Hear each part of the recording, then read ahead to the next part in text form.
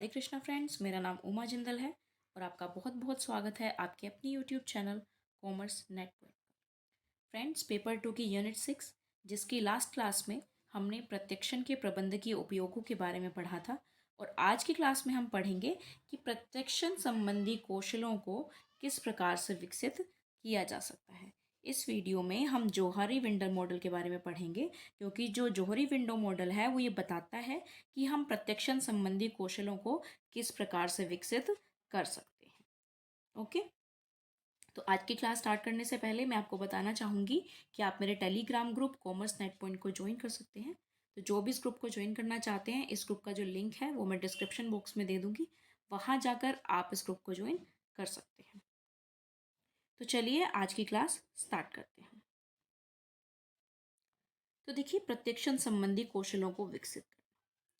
प्रत्यक्ष ज्ञान को जब तोड़ा मरोड़ा जाता है, तब वस्तुओं, व्यक्तियों या परिस्थितियों के संबंध में हमारा निर्णय गलत हो सकता है। तो देखिए, प्रत्यक्षण से रिलेटेड मैं बहुत सारी वीडियोस बना चुकी हूँ पहले ही। तो अगर कोई इंटरेस्टेड है उन वीडियोस को देखने में भी, तो उनका लिंक भी मैं डिस्क्रिप्शन बॉक्स में दे दूँगी, आप वहाँ जाकर देख सकते हैं। तो वहाँ पर आपको अच्छे से क्लियर हो जाएगा कि प्रत्यक्षण है क्या। ओके, तो देखिए, सबसे पहले ये क्या कह रहे हैं कि प्रत्यक्ष ज्ञान को जब तोड़ा मरोड़ा जाता है, तोड़ना मरोड़ना मतलब उनमें कुछ चेंजेस करके देखना, ठीक है। जो आप बता रहे हो उसको जांचना, उसको परखना कि क्या ये सही है या नहीं। तो जब उसको तोड़ा मरोड़ा जाता है, जब उसको जांचा जाता है, तो जो हमारा निर्णय था या जो हमने बताया, हो सकता है कि वो चीज़ें सही नहीं हो, है ना। तो वो हमारा निर्णय गलत हो सकता है। जैसे देखिए, मान लीजिए कि आप किसी डार्क एरिया में गए, ठीक है। आप किसी डार्क एरिया में जाते हो, वहाँ पर एक कोई रस्सी पड़ी हुई है, वहाँ पर एक कोई रस्सी पड़ी हुई है और आप उसको क्या समझ लेते हो, आप उसको सांप समझ लेते हो, क्योंकि आप डार्क एरिया में हो, आपको दिखाई नहीं दे रहा सही तरीके से, तो आप उसको सांप समझ के वहाँ से आ जाते हो, ठीक है। लेकिन वहाँ पर कोई दूसरा पर्सन जाता है, तो वहाँ पर वो क्या कर रहा है, वहाँ पे वो टॉर्च लेके जा रहा है। वहाँ पर वो टॉर्च लेकर के गया, तो टॉर्च जला के जब उसने देखा, तो उसको दिखाई दिया कि वो सांप नहीं है, वो एक रस्सी है, ठीक है। तो जब आपसे पूछा जा रहा है, आप बता रहे हो कि वहाँ पर एक डार्क एरिया में वहाँ पर एक सांप था, ठीक है। लेकिन जब आपके निर्णय की जांच की गई, क्या वो वाकई में सांप था या नहीं, तब और पर्सन से वहाँ पर पूछा गया, तो उन्होंने बताया कि नहीं, वो सांप नहीं था, एक्चुअल में वो रस्सी थी, है ना। तो आपका प्रत्यक्ष ज्ञान वहाँ पर क्या हो जाता है, वहाँ पर आपका प्रत्यक्ष ज्ञान जो है वो गलत हो जाता है, ठीक है। तो इसलिए कई बार क्या होता है कि जो हमने प्रत्यक्ष ज्ञान प्राप्त किया है, वो ज़रूरी नहीं है कि सही हो सकता है कि कई बार कंडीशंस ऐसी हो जाती हैं कि हमें कोई ज्ञान गलत प्राप्त हो जाता है, या हमने कोई चीज़ नोटिस ना की हो, तो वहाँ पर वो चीज़ हमारे से गलत हो जाती है। तो इसलिए जब प्रत्यक्ष ज्ञान को तोड़ा मरोड़ा जाता है, यानी कि उसको सही तरीके से परखा जाता है, जांचा जाता है, तो हो सकता है कि जो हमारा डिसीजन था वो गलत हो सकता है। तो इसलिए हमारे प्रत्यक्ष ज्ञानात्मक कौशलों को विकसित करने की आवश्यकता होती है, जिससे हमारे प्रत्यक्षण और वास्तविकता के बीच अंतर कम से कम हो जाए। यानी कि जो हमारे कौशल है, हमारी स्किल्स हैं ज्ञान प्राप्त करने की, हमें उन्हें डेवलप करना चाहिए, हमें उन्हें विकसित करना चाहिए, ताकि हम सही प्रत्यक्ष ज्ञान प्राप्त कर सकें। जो वास्तविकता है, यानी एक्चुअल में वहाँ पर है क्या, एक्चुअल में कोई चीज़ क्या है, और हमें देखने का जो तरीका है, हमें उसे डेवलप करना चाहिए, हमारे देखने के तरीके को, ताकि जो सही चीज़ है वही हमें दिखाई दे, सही चीज़ का ही हमें ज्ञान प्राप्त हो। ओके, तो देखिए, अब जो ये प्रत्यक्षण संबंधी कौशल है, इसको हम किस प्रकार से विकसित कर सकते हैं। इसके लिए हमें एक मॉडल दिया गया, जोहरी विंडो मॉडल, ठीक है। तो ये बहुत ही इम्पोर्टेंट टॉपिक है, ये बहुत ही फेमस मॉडल है, इसके बारे में आप ज़रूर पढ़िएगा। तो देखिए, ये जो मॉडल है, ये जो दो हमारे मनोवैज्ञानिक थे, जॉलोफ्ट और हैरी इंघम, ठीक है, इन्होंने दिया था सन 1955 में। सन 1955 में इन्होंने विकसित किया और इन्होंने बताया कि इस मॉडल के द्वारा आप किस तरीके से अपने प्रत्यक्षण संबंधी जो कौशल हैं उनको विकसित कर सकते हैं, ठीक है। तो दो मनोवैज्ञानिक थे, तो जोहरी नाम दोनों मनोवैज्ञानिकों के नाम से मिलकर बना है, ठीक है। तो ये कह रहे हैं, जो इन्होंने नाम रखा अपने विंडो मॉडल का, ये दोनों मनोवैज्ञानिकों के नाम से मिलकर बना है। देखिए, फर्स्ट है हमारा जो, ठीक है, जो से हमारा जो आ जाता है, और हरी यहाँ से मिला मिलाकर बना गया है, ठीक है। तो जो हरी, तो यहाँ से हमारा बनता है जौहरी विंडो मॉडल।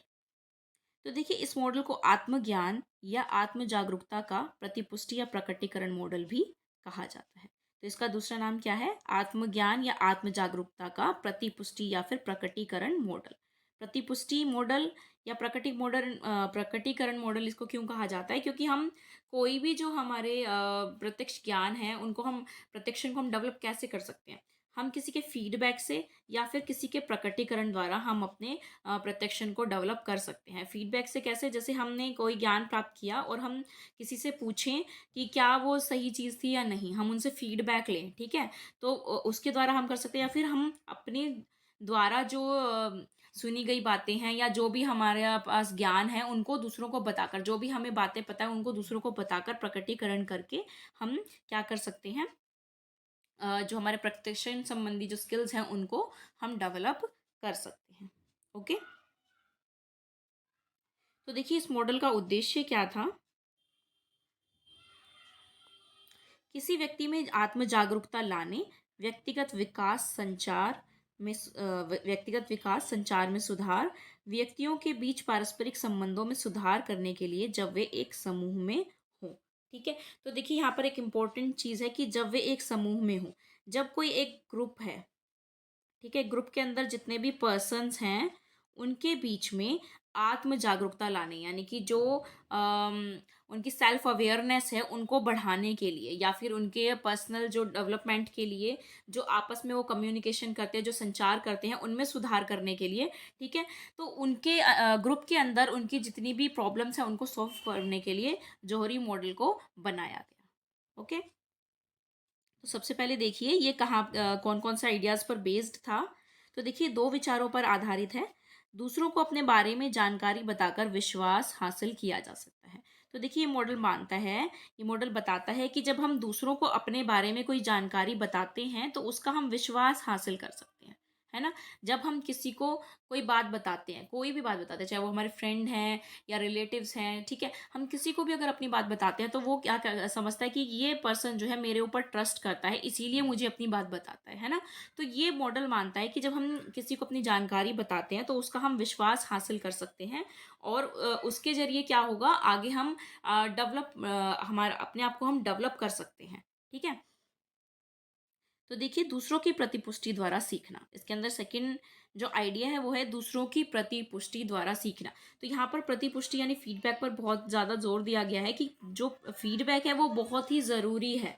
ज़रूरी नहीं है कि सब चीज़ें हमारे अकॉर्डिंग ही होंगी या जो हम समझते हैं वैसी ही होंगी। दूसरों का फीडबैक बहुत ही ज़्यादा ज़रूरी है कि दूसरे क्या समझते हैं कोई भी जो सिचुएशन है उसके बारे में या किसी भी चीज़ के बारे में, तो फीडबैक लेना बहुत ही ज़रूरी है। ओके, उसके बाद देखिए कुछ मॉडल से रिलेटेड बातें करेंगे कि इस मॉडल के अंदर आखिर है क्या। तो देखिए इसके अंदर चार पक्ष हैं जिसे चार चतुर्थांशों द्वारा दर्शाया गया है। ओके, तो देखिए इसको चार चतुर्थांशों द्वारा दर्शाया गया है। यहाँ पर ये हमारे चार चतुर्थांश हैं, ये देखिए इनको इस तरीके से डिवाइड किया गया है। फर्स्ट है हमारा सार्वजनिक क्षेत्र, जिसे हम पब्लिक और ओपन एरिया कह सकते हैं। सेकंड है रुद्ध क्षेत्र यानी कि ब्लाइंड एरिया। थर्ड है हमारा निजी क्षेत्र यानी प्राइवेट और हिडन एरिया। और फोर्थ है हमारा अज्ञात क्षेत्र यानी कि डार्क और अननोन एरिया। तो इसके बारे में हम डिटेल में पढ़ेंगे आखिर ये है क्या। ओके, तो सबसे पहले हम पहले चतुर्थांश के बारे में पढ़ेंगे यानी कि सार्वजनिक क्षेत्र के बारे में हम पढ़ेंगे यहाँ पर, जिसे हम पब्लिक या फिर ओपन एरिया कहते हैं। तो देखिए मेरा वह पक्ष जिसे मैं जानता हूं तथा अन्य लोग भी जानते हैं। तो सार्वजनिक क्षेत्र के अंदर क्या है कि किसी व्यक्ति का कोई ऐसा पक्ष जिसे वो खुद भी जानता है या फिर अन्य लोग भी जानते हैं, मतलब सभी उस चीज के बारे में जानते हैं कि इस पर्सन के अंदर वो चीज है, वो खुद भी जानता है इसके बारे में और दूसरे पर्सन्स भी जानते हैं, इसलिए ये सार्वजनिक क्षेत्र है, इसलिए ये ओपन एरिया कहलाता है क्योंकि वो सबके सामने ओपन है। ठीक है, तो इसके अंदर कौन कौन सी चीजें आ सकती हैं, जैसे किसी व्यक्ति के व्यवहार, दृष्टिकोण, भावनाओं, अनुभव, कौशल, विचारों आदि संबंधी कोई भी जानकारी हो सकती है, यानी कि किसी पर्सन का व्यवहार कैसा है, उसके नेचर के बारे में हम भी जानते हैं कि हाँ हम इस सिचुएशन पे ऐसा करते हैं ऐसा नहीं करते, और दूसरे पर्सन्स भी जानते हैं, या हमारी कोई स्किल है, हमारा एक्सपीरियंस है, मतलब कुछ भी ऐसी चीज़ जो हम भी जानते हैं जिसके बारे में और दूसरे पर्सन्स भी जानते हैं, तो वो इस एरिया के अंदर आते हैं। ओके, इस मॉडल का उद्देश्य इस क्षेत्र को बढ़ाना है क्योंकि इस पक्ष में समूह सबसे अधिक उत्पादक होता है। तो देखिए क्या कह रहे हैं कि इस मॉडल का जो मेन एम है वो क्या है कि इस क्षेत्र को बढ़ाया जाए, क्योंकि यहाँ पर सब कुछ ओपन है, सब पर्सन के बारे में वो खुद भी जानता है और दूसरे पर्सन भी जानते हैं। तो जो हमारा जो ग्रुप होता है वो यहाँ पर बहुत प्रोडक्टिव होता है, बहुत अच्छे से काम करता है, उसके अंदर कम्युनिकेशन बहुत अच्छी होती है, क्योंकि सबको पता होता है कि इस सिचुएशन में ये पर्सन क्या करेगा, ठीक है, या फिर इस टाइम पे क्या करेगा, किस तरीके से बिहेव करेगा, या इसके अंदर कैसी स्किल्स हैं, तो किसको काम देना चाहिए। तो बहुत सारी ऐसी चीज़ें होती हैं ग्रुप के अंदर। तो अगर ग्रुप के अंदर सब कुछ ओपन है, सबके बारे में, एक दूसरे के बारे में सब जानते हैं अच्छे से, तो बहुत प्रोडक्टिव हो जाता है वहाँ पर ग्रुप। तो इसलिए इस क्षेत्र को बढ़ाना ही इस मॉडल का लक्ष्य है। ओके। तो देखिए, समूह के अन्य सदस्यों से प्रतिक्रिया प्राप्त करके और सक्रिय रूप से सुनने के द्वारा रुद्ध क्षेत्र में विस्तारित किया जा सकता है। इस प्रक्रिया को प्रतिक्रिया विस्तारण के रूप में जाना जाता है। ठीक है। तो क्या कह रहे हैं ये, जब हम किसी से फीडबैक लेते हैं, ठीक है, इस फीडबैक लेते हैं, तो हमें क्या होता है कि हमें अपने बारे में और पता चलता है, चीज़ों के बारे में, है ना, कि हम किस तरीके से क्या करते हैं, जब हम या करना चाहिए हमको। तो हम जब किसी से फीडबैक लेते हैं तो हमें और बातों का पता चलता है। तो इस तरीके से हम फीडबैक लेके इस क्षेत्र को हम ब्लाइंड एरिया के अंदर डालकर इस क्षेत्र को बढ़ा सकते हैं और इस ब्लाइंड एरिया को हम कम कर सकते हैं, रुद्ध क्षेत्र को हम कम कर सकते हैं और ओपन एरिया को बढ़ा सकते हैं। ठीक है। उसके बाद देखिए, समूह के सदस्यों को अपने बारे में जानकारी प्रदान करने के द्वारा इस क्षेत्र को लंबवत रूप से नीचे की ओर भी विस्तारित किया जा सकता है। ठीक है। यानी कि अगर कोई ऐसी बात है आपके बारे में जो दूसरे पर्सन नहीं जानते, ग्रुप के दूसरे पर्सन नहीं जानते, तो आप अपनी बातों को बताकर, दूसरे पर्सन को अपनी बातों को बताकर आप इसको ओपन एरिया को नीचे की साइड भी बढ़ा सकते हैं, यानी कि हिडन एरिया को आप कम कर सकते हैं। ओके। उसके बाद नेक्स्ट आता है हमारा रुद्ध क्षेत्र, यानी कि ब्लाइंड एरिया। तो देखिए, जो हमारा ब्लाइंड एरिया है वो क्या होता है, मेरा वह पक्ष जिसे मैं नहीं जानता परंतु अन्य लोग जानते हैं। यानी कि ऐसी कोई भी बात जिसे हम तो नहीं जानते पर दूसरे पर्सन हमारे बारे में जानते हैं, है ना। कई बार क्या होता है कि हम सोचते हैं कि हम इस चीज़ के अंदर सही है ना। कोई भी ऐसी सिचुएशन हो सकती है, या कोई भी ऐसा बिहेवियर है हमारा, या कोई भी हमारी स्किल है। कई बार हम ऐसी सिचुएशन में कोई काम कर जाते हैं जो हमारी चीज़ों को दूसरे देख लेते हैं पर हम नहीं देख पाते, है ना। तो इसलिए क्या होता है कि मेरा वो पक्ष जिसे मैं तो जानता हूँ, सॉरी, मैं तो नहीं जानता लेकिन दूसरे लोग जानते हैं उसके बारे में, तो वो हम कैसे कर सकते हैं, इस क्षेत्र को कम करना और सार्वजनिक क्षेत्र को बढ़ाना ही इस मॉडल का लक्ष्य है। तो इसके बारे में हम पढ़ चुके हैं कि हम सार्वजनिक क्षेत्र को बढ़ाना है और सभी एरियाज को हमें कम करना है। ओके। तो हम वो कैसे कर सकते हैं, यह क्षेत्र व्यक्तियों तथा समूह के लिए उत्पादक तथा प्रभावी नहीं होता। तो जैसा कि मैंने आपको बताया था कि अगर ग्रुप के अंदर सब कुछ ओपन है तो वो प्रोडक्टिव होता है, लेकिन अगर वहीं पर कुछ बातें जो ऐसी हैं जो कहीं पर छुपी हुई हैं, वो पर्सन खुद नहीं जानता अपने बारे में, तो वहाँ पर ये जो हमारा समूह होता है इतना प्रोडक्टिव नहीं होता। तो इसके लिए इसे हमें कम करना होगा। तो देखिए, समूह के सदस्य और प्रबंधक संवेदनशील प्रतिक्रिया देकर और प्रकटीकरण को प्रोत्साहित करके किसी व्यक्ति को अपने रुद्ध क्षेत्र को कम करने में मदद करने की कुछ जिम्मेदारी ले सकते हैं। ठीक है। तो समूह के सदस्य जो भी किसी के पर्सन के बारे में जानते हैं, कुछ भी बात जानते हैं कि उसके अंदर कोई स्किल है, ठीक है, उसका बिहेवियर अच्छा नहीं है, या वो इमोशंस में ज़्यादा डूब जाता है, या मतलब कुछ भी ऐसा जो उसके बारे में नहीं, उसके बारे में जानते हैं और वो पर्सन नहीं जानता, तो उसको वो बता सकते हैं, उसको वो फीडबैक दे सकते हैं। साथ ही साथ वो उससे पूछ भी सकते हैं अगर कोई प्रॉब्लम है। तो इस तरीके से जो प्रबंधक और जो समूह के सदस्य होते हैं वो इस एरिया को कम कर सकते हैं। ओके। उसके बाद देखिए, प्रबंधक को गैर निर्णयात्मक प्रतिक्रिया के माहौल को बढ़ावा देना चाहिए, जिससे कि व्यक्तियों में डर खत्म हो तथा वह प्रोत्साहित हो। तो प्रबंधक को जो है इस तरीके का माहौल बनाना चाहिए कि वो सबके लिए एक जैसा होना चाहिए। वहाँ पर कोई भी अगर अपने मन से इच्छा से काम करना चाहता है तो वो अपने बेझिझक होकर के अपना प्रकटीकरण दे सके, बता सके दूसरों के बारे में कि वो ऐसा कर रहा है, ऐसा नहीं कर रहा। तो वहाँ पर डर नहीं होना चाहिए उसके अंदर। तो इसी से क्या होगा, इसी से हमारा ब्लाइंड एरिया कम होगा। उसके बाद हमारा नेक्स्ट आता है निजी क्षेत्र, यानी कि प्राइवेट या फिर हिडन एरिया, इसे आप कह सकते हो। देखिए, यहाँ पर होता है हमारा हिडन एरिया। तो इसके अंदर आता है मेरा वह पक्ष जिसे मैं जानता हूँ परंतु अन्य लोग नहीं जानते। ठीक है। तो ये हमारा जो ग्रुप है, हमारा जो समूह है, इसके अंदर क्या होता है कि मैं तो अपने बारे में उन चीज़ों को जानता हूँ लेकिन दूसरे नहीं जानते। तो ऐसी बहुत सी प्राइवेट बातें होती हैं जिसे हम ही जानते हैं, दूसरे पर्सन्स नहीं जानते हमारे बारे में, है ना। तो देखिए ये एक निजी क्षेत्र होता है, इसमें ऐसा कोई भी रहस्य, डर, जोड़ तोड़ का इरादा, छिपी हुई प्रतिभा आदि हो सकते हैं जो एक व्यक्ति जानता है किंतु प्रकट नहीं करना चाहता। ठीक है, तो इसके अंदर ऐसी कोई भी बातें हो सकती हैं, कोई भी रहस्य हो सकता है, कोई भी मतलब ऐसा सीक्रेट, या फिर हमारी कोई भी स्किल जो हमें पता है लेकिन हम किसी दूसरे को बताना नहीं चाहते, है ना। तो ये ऐसा प्राइवेट एरिया होता है।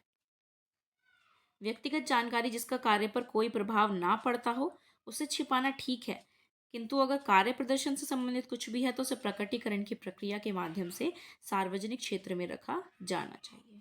तो ये क्या कह रहे हैं, इन मनोवैज्ञानिकों ने कहा कि अगर ऐसा कोई भी सीक्रेट है जिससे हमारे काम के ऊपर कोई प्रभाव ना पड़े, ठीक है, ऐसा हमारा कोई भी पर्सनल मैटर है या हमारे पारिवारिक कोई समस्या है कि अगर हमारे काम पर वो कोई इफेक्ट नहीं डाल रही है तो कोई प्रॉब्लम नहीं, आप उसको प्राइवेट रख सकते हो। बट अगर आपके काम पर उसका प्रभाव पड़ रहा है ना, तो आपको डेफिनेटली उस बात को शेयर करना ही चाहिए, आपको प्रकटीकरण करना चाहिए कि मेरे अंदर ये बातें हैं जिसकी वजह से मैं इस काम को नहीं कर पा रहा हूँ, ठीक है। अपनी कोई भी प्रॉब्लम है या कुछ भी है आपको उसे शेयर करना चाहिए ग्रुप के अंदर, अगर वो काम पर प्रभाव डालते हैं तो, ठीक है। तो देखिए दूसरों को अपने बारे में बताकर हम सार्वजनिक क्षेत्र को बढ़ा सकते हैं, जो बेहतर समझ, सहयोग, विश्वास और समूह कार्य को प्रभावशाली तथा उत्पादक बनाता है। ठीक है, तो देखिए इस एरिया को अब हम कम कैसे कर सकते हैं, इस एरिया को हम कम कर सकते हैं कि हमारे अंदर अगर कोई भी बात है, कुछ भी बातें ऐसी हैं जिसे हम अपने पर्सन्स को मतलब बता दें, तो हम ओपन एरिया के अंदर जा सकते हैं, जो हमारे ग्रुप को क्या बनाएगा, प्रोडक्टिव बनाएगा, ठीक है, बहुत ही प्रभावशाली बनाएगा और प्रोडक्टिव बनाएगा। तो इसलिए हमें उन बातों को बता देना चाहिए। ओके, ये समूह कार्य की प्रभावशीलता को कम करने के सभी कारकों जैसे गलतफहमी, खराब संचार और भ्रम आदि को समाप्त कर देता है और समूह को उत्पादक बनाता है। ठीक है, तो ये क्या कह रहे हैं, देखिए जो भी हमारी ग्रुप की जो प्रभावशीलता है उसको कम करने वाले कारक होते हैं, जैसे किसी के अंदर गलतफहमी हो गई कोई, ठीक है, कोई मिसअंडरस्टैंडिंग हो गई है, कोई लड़ाई वगैरह हो गई है, या कम्युनिकेशन अच्छा नहीं हुआ, कि कोई गलत इन्फॉर्मेशन किसी को मिल चुकी है, ठीक है, तो इन सब को क्या करता है, ये सब समाप्त कर देता है। कई बार क्या होता है कि किसी के बीच मिसअंडरस्टैंडिंग हो जाती है, आपस में कोई एक दूसरे को भड़का देता है, किसी के बारे में गलत बात बता दिया कुछ इस तरीके से, तो उनको शेयर करना चाहिए बातों को। अगर वो हमारे पास हमारे जो काम पर इफेक्ट डाल रही है वो चीज़ें, हम मिलकर काम नहीं कर रहे हैं, तो उन्हें हमें क्या कर देना चाहिए, बता देना चाहिए, जिससे क्या होता है कि सब चीज़ें समाप्त हो जाती हैं और हमारा जो ग्रुप है वो बहुत ही प्रोडक्टिव बनता है। ओके, उसके बाद नेक्स्ट है हमारा लास्ट में, जो लास्ट हमारा चौथा चतुर्थांश है वो है अननोन एरिया, यानी कि अज्ञात क्षेत्र।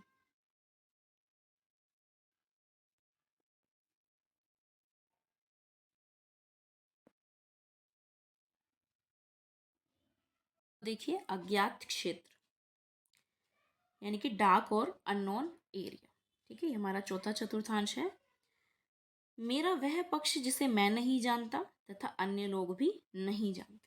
तो इसके अंदर कौन सी चीज़ें आती हैं, इसके अंदर आती हैं जिसे ना तो मैं जानता हूँ और ना ही अन्य लोग जानते हैं, यानी कि वो हमारी छिपी हुई चीज़ है कोई भी, जिसके बारे में ना तो मैं ही जानता हूँ और ना ही कोई और पर्सन जानता है। तो ऐसी बहुत सी बातें होती हैं जो हमें अपने खुद के बारे में नहीं पता होती और दूसरों को भी नहीं पता होती। तो देखिए इसमें जानकारी, भावनाएं, क्षमताएं, प्रतिभा आदि शामिल है। तो कोई भी इंफॉर्मेशन हो सकती है, कोई इमोशन ऐसा हो सकता है, कोई क्षमता हो सकती है, कोई प्रतिभा मतलब स्किल, कुछ भी ऐसा हो सकता है जो ना तो मैं जानती हूँ और ना ही दूसरा पर्सन उसके बारे में जानता है। ठीक है, यह अतीत के अनुभवों या घटनाओं के कारण हो सकता है जो जीवन भर के लिए अज्ञात हो सकते हैं। तो देखिए ऐसा क्यों होता है, ये अतीत के अनुभव, यानी कि हमारा कुछ पिछला एक्सपीरियंस ऐसा रह सकता है जिनके कारण हम वो चीज़ कभी ट्राई ही ना करें जो हमें आती है, यानी कि जिसके अंदर हम कर सकते हैं पर हम वो ट्राई नहीं कर रहे, क्यों, क्यों पिछला हमारा एक्सपीरियंस ऐसा हो सकता है। जैसे कि मान लीजिए कि कोई स्विमिंग कर सकता है पर्सन, ठीक है, स्विमिंग आती है किसी को, लेकिन उसके परिवार में कभी कोई पानी में डूबा हुआ है टाइप, ऐसा कुछ हो सकता है, तो वो डरता है उस चीज़ से, उसको करने से। तो ऐसी कोई स्किल हो सकती है जो पिछले अनुभवों के कारण नहीं उसको पता कि मैं ये काम कर सकता हूँ। ओके, इससे व्यक्ति तब तक अनजान रहेगा जब तक कि वह दूसरों के अवलोकन या परिस्थितियों के माध्यम से छिपे हुए गुणों और क्षमताओं का पता नहीं लगा लेता। तो देखिए, इस एरिया को कम कब किया जा सकता है? इस एरिया को तब तक हम कम नहीं कर सकते जब तक कोई दूसरा पर्सन हमारी जो छिपी हुई प्रतिभाएँ हैं या कोई छिपी हुई इन्फॉर्मेशन या कुछ भी ऐसी चीज़ जो हमें भी नहीं पता और किसी को नहीं पता, उनके बारे में जब तक कोई देख नहीं लेता या फिर कोई सिचुएशन ऐसी नहीं पड़ती कि वो स्किल बाहर आए, तो तब तक उसके बारे में नहीं पता चलता। जैसे कि मान लीजिए कि कई बार हमारे ऊपर क्या होता है, एकदम अचानक से कोई प्रॉब्लम आ जाती है, ऐसी सिचुएशन क्रिएट हो जाती है कि अ, हम जो काम कर सकते हैं वो बाहर आता है। जैसे अगर मान लीजिए कि कहीं पर कोई फायर आग वाग लग गई है ना? तो हमें क्या है, हम ऊंची ऊंची बिल्डिंग्स आसानी से चढ़ सकते हैं या लोगों को बचा सकते हैं, हम डरते हैं उस चीज़ से करने से पहले तो, लेकिन हम एट अ टाइम उसको एकदम से कर देते हैं, तो हमें भी नहीं पता होता कि हम ये काम कर सकते हैं, है ना? तो वो छिपी हुई प्रतिभा क्या होती है, हमारी एकदम से बाहर आ जाती है, ऐसी सिचुएशन क्रिएट होती है। तो ऐसा ही है कि या तो दूसरे उसका अवलोकन करें कि ये काम ये पर्सन कर सकता है, या फिर ऐसी कोई सिचुएशन क्रिएट होए, तो तभी इस एरिया को कम किया जा सकता है। अदरवाइज ये एरिया जीवन के भर के लिए भी बना रह सकता है। ओके। तो देखिए, अज्ञात क्षेत्र को कम करने के लिए अच्छा संवाद करना एक प्रभावी तरीका है। तो इस एरिया को आप अच्छे संवाद द्वारा, यानी कि आपस में बातचीत करके और अपने बारे में बता के, अपने पिछले एक्सपीरियंसेस के बारे में बता करके, तो वो उस इस एरिया को हम कम कर सकते हैं। ठीक है? तो यही एक जो होता है वो हमारा प्रभावी तरीका होता है। ओके। तो ये था हमारा जौहरी विंडो मॉडल। तो आज के लिए इतना ही। आशा करती हूँ आपको मेरा वीडियो अच्छा लगा होगा। अगर आपको मेरा वीडियो अच्छा लगा हो तो प्लीज़ इस वीडियो को लाइक कीजिए, और अगर आप मेरे चैनल पर नए हैं तो चैनल को सब्सक्राइब करिए और साथ में बने बेल आइकन को प्रेस कर दीजिए ताकि वीडियो अपलोड होते ही आपको नोटिफिकेशन मिल सके। और इस वीडियो को ज़्यादा से ज़्यादा शेयर कीजिए ताकि आपके फ्रेंड्स और रिलेटिव्स जो हैं इस वीडियो से बेनिफिट उठा सकें। और अगर आपके पास कोई भी सुझाव है या फिर अगर आपको कोई प्रॉब्लम है तो आप कमेंट बॉक्स में बता सकते हैं। Thank you.